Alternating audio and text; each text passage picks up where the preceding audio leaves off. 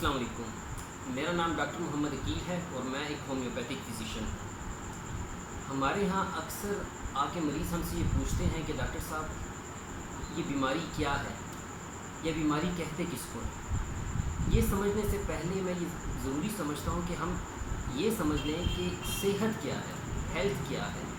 मैं अपने देखने वाले नाज़रीन के समझने की आसानी के लिए बहुत ज़्यादा आसान अल्फाज में सलीस उर्दू में ये समझाने की कोशिश करूँगा ताकि हमें ये चीज़ समझ में आ जाए। देखें, WHO यानी कि आलमी इदारा सेहत के मुताबिक एक इंसान को सेहतमंद तब समझा जाना चाहिए जब वो 3 लेवल्स पे एक सेहतमंद और तंदुरुस्त ज़िंदगी गुजार रहा है। वो 3 लेवल्स या 3 मयार कौन से हैं? एक तो उसका स्पिरिचुअल लेवल हो गया यानी रूहानी लेवल हो गया, दूसरा उसका साइकोलॉजिकल लेवल हो गया यानी नफ्सियाती लेवल हो गया, तीसरा जो है वो फिज़िकल लेवल है। ठीक है, हम ये देखते हैं अपने इर्द गिर्द कि हमारे इर्द गिर्द ज़्यादातर जो मरीज़ हैं जो डॉक्टर के पास जब विज़िट करते हैं तो वो फ़िज़िकल प्लेन मतलब जब उनको जिस्मानी किसी किस्म के मर्ज़ लाहक हो जाता है तब वो डॉक्टर साहब के पास विज़िट करते हैं।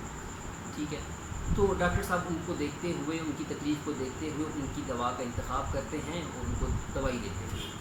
और हमें ये भी देखने को मिलता है कि वो मरीज़ इनमें से 100 में से तकरीबन 30% मरीज़ ठीक होते हैं और बाकियों की तकलीफ़ दोबारा बार बार रिलैप्स होती है। या अगर वो जिस्मानी तकलीफ़ उनकी ठीक भी हो गई तो उसके बावजूद भी वो ज़हनी या जिस्मानी किसी न किसी खौफ में आने वाले वक्त में मुब्तला होगा। अब मैं एक एक को डिस्कस करता हूँ। देखें, रूहानी, नफ्सियाती और जिस्मानी तकलीफ़ या सेहत। अब अगर मैं ये कहता हूँ कि एक बंदा रूहानी तौर पे बीमार है, ठीक है, रूहानी तौर पे बीमारी से क्या मुराद है? रूहानी तौर पे बीमारी से ये मुराद है कि वो कीना, बुग़्ज़, हसद, गुस्सा, जेलसी वाली कैफियत हो गई, इसमें मुब्तला हो चुका है, झूठ बोलता है, धोखा देता है, तो इसको हम क्या कहते हैं कि ये रूहानी बीमारी है। और रूहानी बीमारी के बाद जो अगला फेस आता है, ये बात जहन में रखें कि ये एक लेवल दूसरे लेवल को और दूसरा लेवल तीसरे लेवल को अफेक्ट कर रहा होता है। यानी एक बंदा अगर नफ्सियाती लेवल पे बीमार हुआ है तो उससे पहले यकीनी बात है कि वो रूहानी किसी न किसी बीमारी या मर्ज़ में मुब्तला रहा है। ठीक है, चूँकि हमारे मुआशरे में इस तरफ ज़्यादा तवज्जो नहीं दी जाती और उसकी वजह से ये बीमारियाँ मिस हो जाती हैं। अब देखें, नफ्सियाती तौर पे बीमार कौन बंदा होगा? नफ्सियाती तौर पे ये बीमार के जैसे कि वहम की बीमारी हो गई, वो ताला लगा के भूल जाता है, उसे भूलने की बीमारी हो गई। ठीक है, उसको ऐसा खौफ सा महसूस होता है, मौत का खौफ महसूस होना, या उसे ये खौफ महसूस होना कि वो उसको कोई बीमारी लाहक हो जाएगी और वो बीमारी ठीक नहीं हो पाएगी। ठीक है, उसके बाद छोटी छोटी बातों पे गुस्सा आना, चिड़चिड़ापन हो जाना, डिप्रेशन का मर्ज़ हो जाना यानी कि बेख्वाबी के मसाइल उसे पैदा होना, नींद का ना आना और हर वक्त एक ज़हनी को परेशानी में मुब्तला रहना। ठीक है, एक बच्चा है वो या बड़ा है, वो किसी किस्म के उसको सौदा सब्ज़ लेने के लिए भेजा जाता है तो वो सौदा लेते हुए रास्ते में भूल जाता है कि उसे ये क्या लेकर आना था।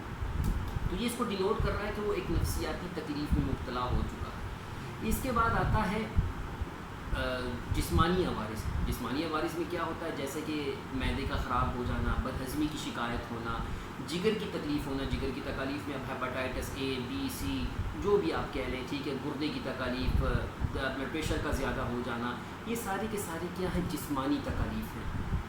हमने अपनी प्रैक्टिस में ये देखा है, कई सारे मरीज़ देखने के बाद हम ये चीज़ समझते हैं कि ये अमराज एक दूसरे से ताल्लुक़ रखते हैं।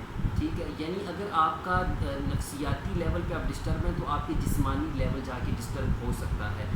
इसके साथ साथ हमें ये चीज़ भी डिनोट करनी होगी कि इसका इलाज हम किस तरह से करेंगे। होम्योपैथिक फ़लसफ़े के मुताबिक देखें, होम्योपैथिक फ़लसफ़ा या होम्योपैथिक जो तरीका इलाज है ये कुदरत के ऐन कवानीन के मुताबिक है। ठीक है, और कुदरत के ऐन कवानीन, जो कुदरत की कवानीन है वो आप कहीं पे भी अप्लाई करते हैं वो एग्जैक्ट अप्लाई होते हैं।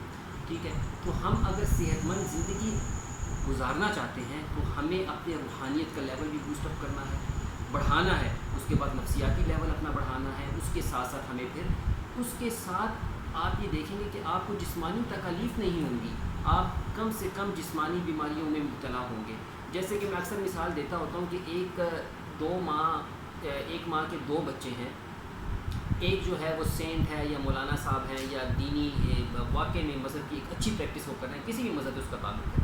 اور دوسرے جو ہیں صاحب جی وہ جو ہے وہ چور ہیں، ڈکیت ہیں، یا کسی ایسی ایکٹیویٹی میں ملوث ہیں جو کہ غیر قانونی ہے۔ جب آپ ان دونوں سے ملتے ہیں تو آپ کو کس سے مل کے سکون ملتا ہے؟ یقینی بات ہے آپ کو اس سے مل کے سکون ملتا ہے جو کہ ایک روحانی شخصیت ہے، جو نیک کام کرتا ہے، سادہ لو ہے، اس کی کمپنی میں رہنا ہر انسان کو اچھا لگتا ہے۔ ٹھیک ہے، اب ہماری دنیا میں ہو کیا گیا ہے کہ ہم مادہ پرست ہو چکے ہیں، ہم مٹیریل، مطلب اگر میرا جگر خراب ہے، میرا معدہ خراب ہے تو میرے نزدیک یہ بیماری ہے، اگر میرے نفسیاتی یا روحانی طور پہ میں ڈسٹرب ہوں تو میں کسی کو بتاتا ہی نہیں ہوں۔ یہ رجحان ہمیں ختم کرنا ہے، اور آپ تمام احباب جب بھی کسی ڈاکٹر کو وزٹ کرتے ہیں، کسی معالج کو وزٹ کرتے ہیں، تو کئی سارے معالج ایسے ہیں کہ وہ آپ کی اس تکلیف کو جب آپ روحانی یا نفسیاتی مسائل بتاتے ہیں تو اسے وہم سمجھ لیتے ہیں کہ اس کی طرف توجہ نہیں دیتے، کیونکہ وہ صرف اور صرف مٹیریل آپ کے جسم کا علاج کرنے کے لیے ان کے پاس ادویات موجود ہیں۔ ہومیوپیتھی میں ان تینوں لیولز پہ ہومیوپیتھی کا خاصہ یہ ہے، آگے آنے والی ویڈیوز میں، آگے آنے والے پروگرامز میں، چونکہ میرا ایک مقصد ہے کہ ہم اپنی پبلک کو جتنا زیادہ میڈیکل کے حوالے سے، صحت کے حوالے سے شعور دے سکتے ہیں انشاءاللہ ہم وہ دیں گے، اور اسی طریقے سے ہم کنوے کرتے رہیں گے۔ جو اس وقت رائج الوقت جو ایک ذرائع ہیں اس سے ہم یہ کوشش جاری رکھیں گے۔ تو کہنے کا مقصد یہ ہے کہ ہومیوپیتھی میں ان تمام تینوں لیولز پہ جو علاج کرنے کی صلاحیت ہے وہ موجود ہے۔ اس وجہ سے جب بھی آپ کسی ہومیوپیتھک ڈاکٹر کا وزٹ کرتے ہیں تو اسے یہ اپنی جسمانی، روحانی، نفسیاتی مسائل آپ ضرور بتائیں، تاکہ وہ اس حساب سے آپ کی دوائی کا انتخاب بھی کر سکیں اور آپ کو مزید گائیڈ کر سکیں۔ یقیناً اس طرح سے آپ ایک اچھی صحت مند زندگی، یعنی دیکھیں ہم اس کو کرتے ہیں کہ اگر آپ صحت مند زندگی گزارنا چاہتے ہیں تو ہمیں روحانی بیماریوں کا بھی علاج کرنا ہوگا، نفسیاتی بیماریاں جو ابھی اگر سٹارٹ ہمیں محسوس ہو رہی ہیں ان کو بھی دور کرنا ہوگا، تو ہمارا جسم کم سے کم بیماریوں میں مبتلا ہوگا۔ اللہ تعالیٰ آپ کا اور میرا، ہم سب کا حامی و ناصر ہو۔ اللہ حافظ۔